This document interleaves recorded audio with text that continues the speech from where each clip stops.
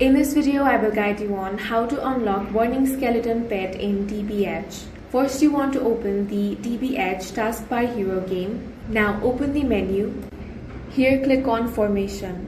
Now under Pet, you want to click on this option right here. Here it says to unlock the Burning Skeleton Pet, you need to defeat 5,000 fire elements or fire spirits depending on the version of the game.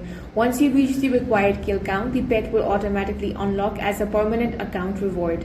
Next, you need to find the correct farming stages where the fire elements spawn more frequently.